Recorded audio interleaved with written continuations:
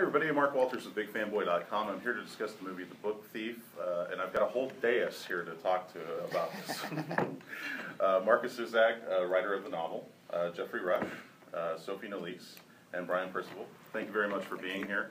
I really enjoyed this film a lot, and one of the things that I enjoyed mostly about it was the fact that I think whenever you make a film that deals with this kind of subject matter, there's always that danger of it, you know, kind of forcing the emotions out of you, or, you know, purposely trying to be a tearjerker. And I felt like every emotion that I, you know, got out of this film, everything I took away from it, was very natural. It didn't feel forced at all. It felt like, you know, this is the way I want this story to be told. And was that always kind of a conscious choice to you know, rein it in and keep it as realistic as possible? Oh yeah, I mean,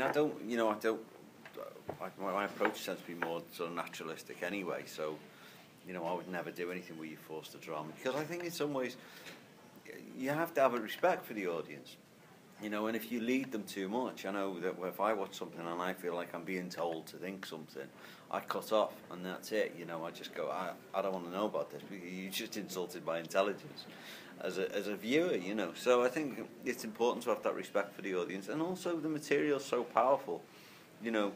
The fact that it's underplayed, I think, helps, because those people that portrayed in that small community, not just the key characters but everyone, did have a sort of pride and dignity about them to begin with. You know, one of the main themes is this corruption of innocence.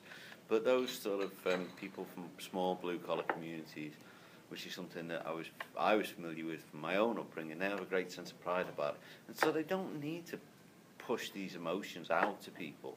The fact that they have such pride and dignity actually makes it more emotional, because they're not asking for your sympathy. They're just going on, getting on with their lives, and because of that, I think you have a greater respect for them, and you feel more for them.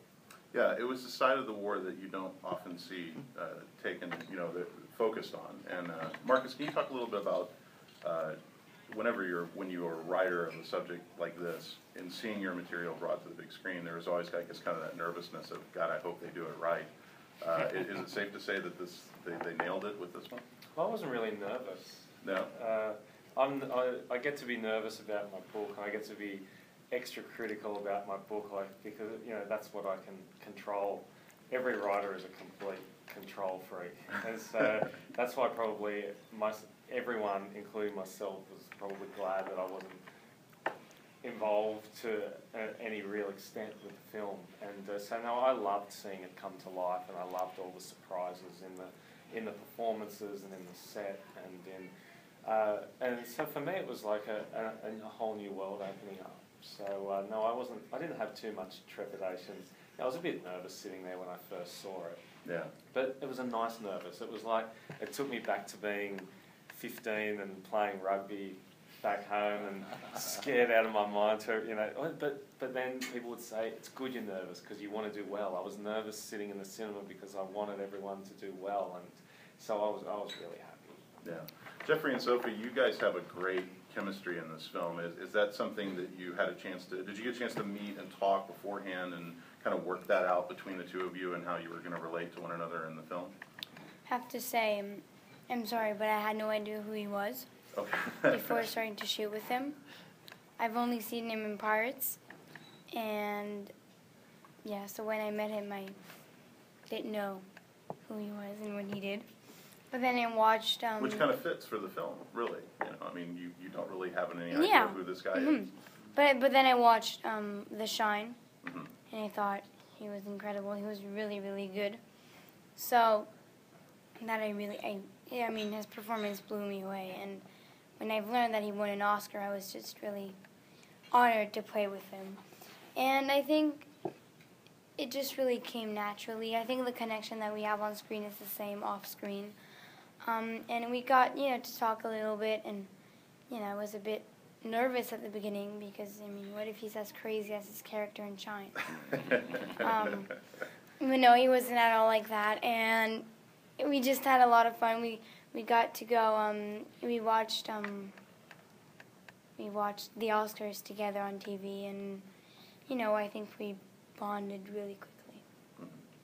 And Geoffrey, you want to talk about working with Sophie, because obviously if this part doesn't work for the film, then the whole thing would fall apart, and I think you guys had a real great interplay with each other. And I know you were saying last night about working with child actors, it's a gamble sometimes. You know. So, no, absolutely. But I had seen Monsieur Lazare, the film, you know, that has equally dramatic weight to it, and Sophie was 10 when she did that. And I just thought her natural gifts and effortless skill sets was so captivating. For me, it kind of shifted the goalposts of what is acting when somebody who's not specifically trained at such a young age has the ability to create a rich, subtle inner life for a character that the lens can absorb. I was very keen to look at that and also learn from it, you know, because for my own personal goals on this film, I knew that with Hans I would have a different role to what I'd done before. I hadn't really moved into this kind of tempo of such a seemingly simplistic character, and it was great. And we bonded really effortlessly. I mean, we didn't have an official drama coach to give us bonding lessons. You know, that would have been awful. We played, and I think, you know, Emily and I kept an eye out.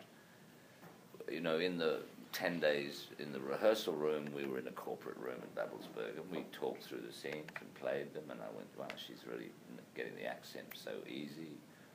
Maybe I'll have to have some private tuition, because I wasn't.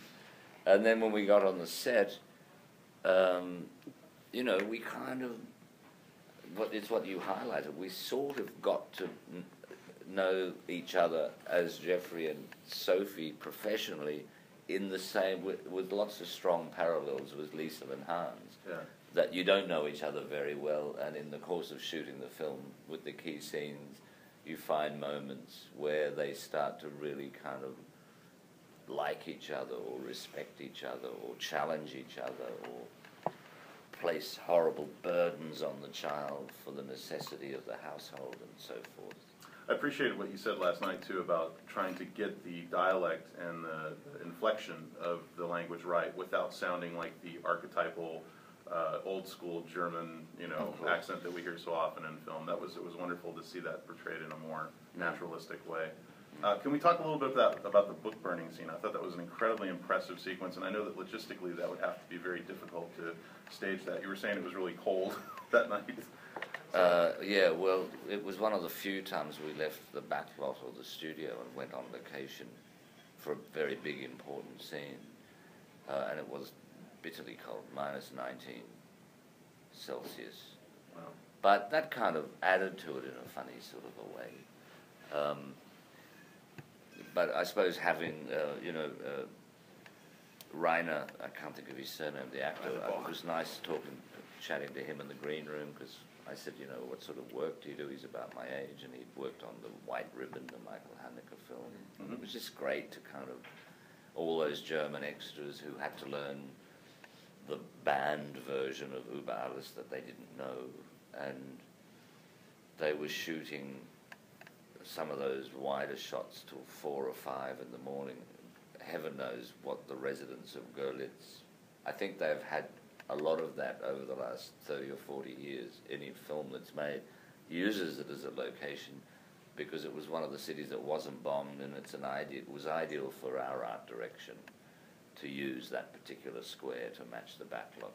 Yeah, it was a very realistically staged scene. Ryan and Markus, do you guys have a favorite moment in the film? Is there something that really stands out to you that, you know, you think like that just clicked more than anything else? It's hard to, you know, nail a particular scene within it. I love the moment where Liesl says, you know, we're just people, and that's what people do, because that kind of sums up the film for me, you know, and it sums up what this little character has grown up all of a sudden, you know, and she's become very, very wise at 14 years of age. If you look at the difference between here when she says that, and this frightened little child that gets off the train at the beginning of the film, that, you know, they've come on a journey. You really feel that, you know, that she's grown up. And all credit to Sophie, you know, they were all shot within a month of one another or whatever, so you quite pull that off.